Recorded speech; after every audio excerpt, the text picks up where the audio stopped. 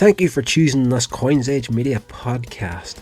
Guys, if you're into pop culture, geek culture, news, old and new, classic movies, television, all that sort of stuff, we have got a review channel on YouTube called Here's Rodder's Reviews. We review pretty much everything that tickles our fancy over there. So if you're into movies and television, old and new, might be an interesting spot for you to check it out. So get over to youtube.com/Here's Rodder's Reviews, get subscribed, and remember to turn that bell notification on so that you get notified every time we upload something new.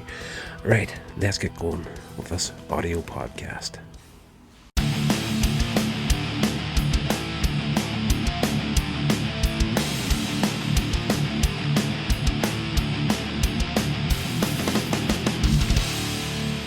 Hey guys, welcome along to Hellmouth Hotline. I am your host, Rodney Stewart. We're getting on to a little more of Buffy the Vampire Slayer Season 2 in this episode. This is episode 2 of Season 2, entitled Some Assembly Required. And throughout the seasons of Buffy the Vampire Slayer, they tend to have a running story throughout the season and then finish off at the climax of the last episode. But they do tend to break off once in a while and go down a few standalone stories, and this is the first case of this happening in Season 2. In Some Assembly Required, the gang start to find body parts all over Sunnydale High School. They follow the trail of the clues to find something more gruesome. Meanwhile, Buffy confronts Angel about their relationship. Willow admits that she loves Xander, and Miss Calendar and Giles' romance begins to blossom as he asks her on a date. There's only one problem: their date is interrupted by Eric and his sinister plans. Now, I read that wee bit off Wikipedia.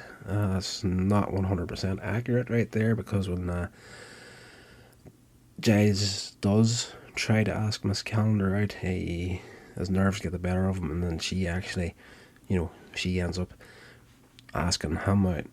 But the running thing through the episode here, it starts off, and Buffy, she's waiting in the graveyard for a vampire to rise. Part of her night's duties is to, head them off at the pass, more or less, as soon as they rise from the grave. She's there ready to dust them. So that's what she's doing at the beginning of the episode, but she falls into an open grave, and a body was dragged out of it earlier. The next day, of course, we get Giles. He's practicing to ask Miss Calendar out on a date. Giles hears what Buffy seen in the graveyard the night before, and he starts to worry that someone's going to try and raise an army of zombies. Buffy then pretty much she goes to find Willow. She's signing up for a science fair. She's talking to Chris, the reigning champion. As Buffy approaches, Chris' friend Eric takes pictures of the girls passing. So that's the two main villains, pretty much, this Chris guy and Eric guy. Willow finds the girl missing from the open grave. Meredith Todd died in a car accident, and later on that night, Cordelia, she's walking home, or she's walking to her car, and she senses someone's following her, so she hides in one of those big dumpsters outside. She thinks it's safe to get out. She encounters Angel, and as he's helping her out, she finds an arm in the dumpster with her. Everybody lands into the library, and they find a frightened Cordelia clinging to Angel. She's trying to play, really leaning onto the victim element in this part of the episode, just to get in there for a hug with Angel. They all decide that Giles' zombie theory is not holding much water, and they start searching the lockers of the science students in the science fair. and they find a medical books and an article on Meredith in Chris's locker, along with a jigsaw of photographs of body parts in Eric's locker. At Chris and Eric's house, well, Chris's house, I want to say, they're almost finished assembling a girl's body except for the head. Eric lines up 3 candidates. They are Buffy, Willow and Cordelia. Chris's brother Daryl comes out of the shadows showing a grotesque appearance and chooses Cordelia. So it turns out Daryl was a popular athlete at Sunnydale High years ago when he died in a hiking accident, and he was revived by his brother and promised a stay-at-home companion. So these two guys, they're going down the whole Dr. Frankenstein bit in this episode. They've already raised him. Now it's like they want to get the bride of Frankenstein for him, sort of deal. The next day, Giles stumbles as he tries to ask Miss Calendar out, but she ends up asking him to the football game instead. Meanwhile, Buffy and the Scooby Gang discover that Chris and Eric must actually kill a girl to gain the head that they need. Up to this point, these guys have been able to get away with just stealing. Not it's a right thing to do, but up until this point, they have been able to get away with, stealing fresh corpses from fresh graves. Buffy, she then finds a lab in Chris's house and discovers their target in the locker room, Cordelia. She's getting ready when Chris comes up behind her. Eric places a bag over her head but is fought off by Buffy. After Cordelia leaves, Chris tells Buffy about Daryl, and they head back to his house only to find Daryl gone. So these guys, Chris, he starts to get a case of the guilt in this here, coming up towards the end of the episode. Later, Cordelia, again, she's at a water fountain, and Daryl drags her away. He and Eric head to an abandoned building where Eric plans to behead her. At the game, Buffy and Giles realise they arrived too late, but Chris tells her where to find Eric. Yes, I'm really, really glossing over this episode, but it's not the strongest episode, but the climax to this episode is fairly good, with Daryl being like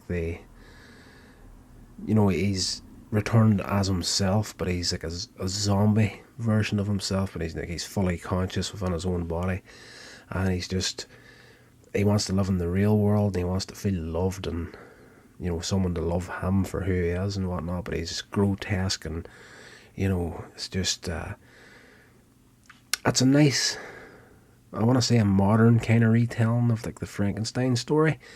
But when I say modern, this episode came out like 20 odd years ago at this point.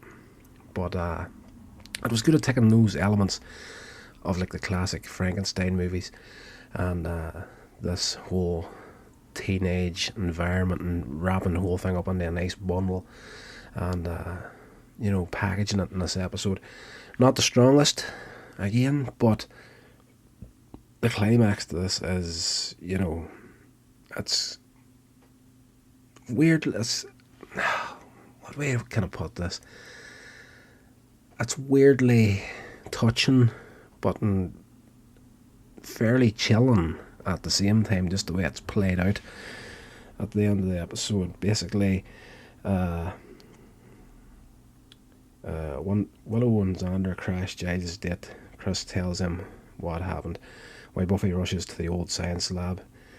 And the ensuing fight, a burner is knocked over and starts a fire, so the whole building's starting to burn down. And Xander, he arrives with the rest of the gang. They get Cordelia out in time. Giles and Willow drag out an unconscious Eric. As Daryl is about to kill Buffy, Chris stops him. And, he's like, at the end of the episode, Chris is like, appealing to Daryl's humanity, essentially. Daryl decides, he sees the building starting to burn down, and this headless corpse of his, potential eternal partner lying on this table, and he decides to die beside the unfinished girl's body while everyone else escapes. So that's pretty much how they deal with him at the end of the episode. It's just, you'd see the set of the place burning and the flames is coming up, in front of the screen, and you can see him crawling up onto the table to lie down beside her. And yes, it's a fairly decent episode, but there's quite a few things in Buffy the Vampire Slayer, and I did say it throughout the reviews I did it on season 1. There was quite a few episodes in it as well that were standalone episodes, but within those episodes there are certain elements that are going to play into the bigger picture later on down the line. So even though it's a standalone episode, by no means skip over it. If you've never seen Buffy the Vampire Slayer before, watch it all. Even if some of the episodes you're not feeling it, you kind of want to, you're sticking with the big story, you want to find out what happens in that. But this is a standalone episode, and you're kind of thinking, you know what, I'll skip over this and we'll just go to the good stuff and not waste any time. But the bit of character building that happens in this episode, especially with Giles and Miss Calendar, there's big things that are going to happen to that relationship. It's going to really shape where the series eventually starts to go. So definitely check out all the episodes. And I think that's going to do it for this episode, guys. It's going to be a short one today. I don't have a great deal of time today to get this recorded and uploaded, but yes, it is what it is. I've just been a lazy bum. I've got absolutely no excuse. That's my own fault.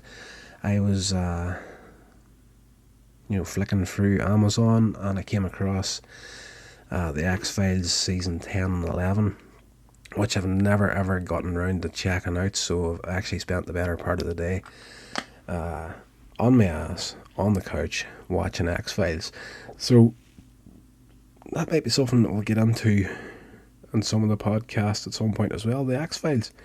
So it's hard to know which one to throw X-Files on, because there's a fair bit of horror in X-Files as well, but it's very, very sci-fi as well. So I don't know where to put it on Hellmouth Hotline or indeed Scheme Me Up Botty. I could work on either podcast at this point, but we'll work it out before it happens. So if you're not subscribed to this podcast, please consider doing it in this episode. I know it wasn't a fantastic one. Bear with me. Still trying to find my feet as a podcaster.